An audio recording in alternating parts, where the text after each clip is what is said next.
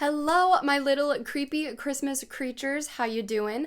Welcome back. My name's Jess, and if you're new here, I like to talk about movies that make you want to sleep with the lights on. And with this upcoming holiday season, there is no better Christmas present than a movie that knows how to combine the magic element of Christmas with the magic element of horror and gore. So, today we're going to be talking about some of my favorite movies that I think pull that off and that will really get you in that Christmas spirit. So settle in, grab a cup of tea, and let's get started. Are you ready to jingle your bells? First up on my list is one of the creepiest, scariest, most unnerving movies I have ever seen in my life. The Polar Express. This actually is not on my list, and that's A, because it's technically not horror, but B, because I refuse to watch it. I literally have a visceral reaction every single time I see a clip of this movie. I think it's like Uncanny Valley for me to the extreme. It makes me uncomfortable. It makes me angry for some reason. I hate it. I think it's awful. And yeah, I've just got to get that out there because I need to see if anyone else agrees with me on that. Now that that's out of the way, we can move on to the actual first movie that I have on my Christmas horror watch list, and that is, of course, 1974's Black Christmas. Black Christmas follows an ill-fated house full of sorority sisters celebrating the holiday season. Festivities turn fatal when obscene phone calls break the Christmas joy, and it becomes clear that a psychopath is stalking the house. Black Christmas is one of my favorite slasher movies of all time, and funny story, Jess Bradford, the final girl of this movie, who is one of my favorite final girls of all time, that is why I decided to go by Jess and not Jessie when I was younger, because my full name is Jessica, of course, but I was deciding between Jess and Jessie. I watched Black Christmas, saw Jess Bradford. I went by Jess from then on out. So, Black Christmas is easily the blueprint for all slashers. We know this, we love this, but it actually does a fantastic job of combining those holiday scares, that creep factor, with a situation that could really happen in reality, in real life, and that's why it's so scary. I couldn't think of a more perfect horror movie than Black Christmas. I have seen the remakes, and while I really don't like the one from 2019, I think it came out in 2019, 2006 is okay if you like more gore, because 74, there's not a ton of it at all, but I just prefer the classic. It's my tried and true, and it will never leave this list. Sorry if the lighting's different, you guys. I just sat down and started editing and realized that the audio completely cut off after Black Christmas. So, having to do a little re-record, but I appreciate you being patient with me, so thank you.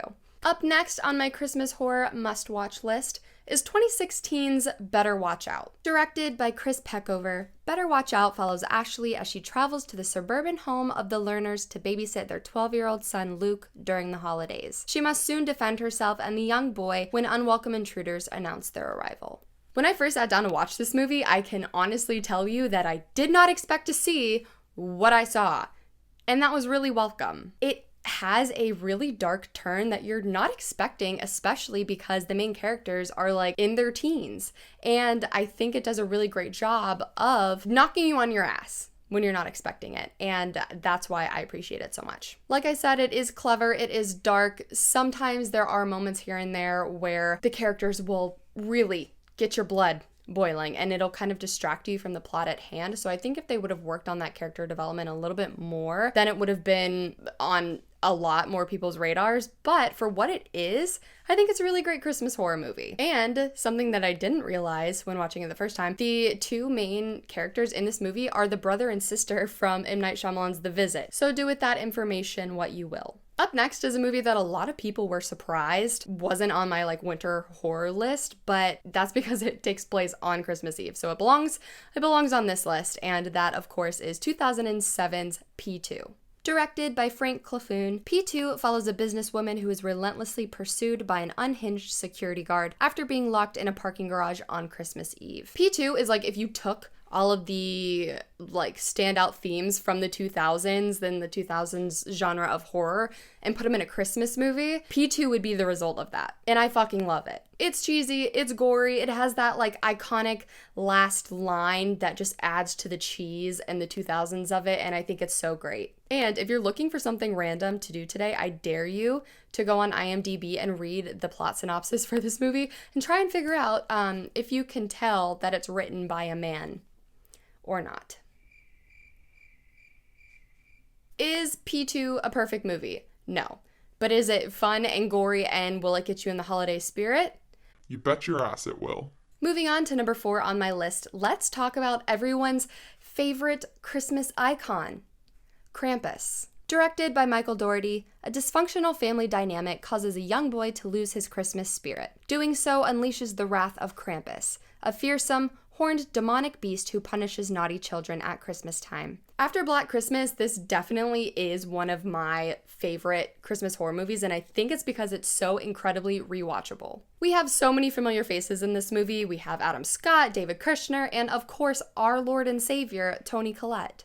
I think the thing that I like the most about Krampus is that while it is a horror comedy Christmas movie, it doesn't overindulge itself in that Christmas spirit aspect we see in a lot of other movies. Like, for instance, I just saw Violent Night and I loved it, and I think the humor was good, and I really loved David Harbour as Santa, but in my opinion, it was way too Christmas spirity, cheesy for me, and sometimes it just gets a little bit hard to watch, but Krampus really leans into that bleak and hopeless aspect, and that's why I really admire it as a movie. Krampus is such a good time while still remaining horrifying and funny and bleak, while also giving us some of the most iconic visuals. I love the design of Krampus himself, and even little random things like that Jack in the Box, the clown Jack in the Box.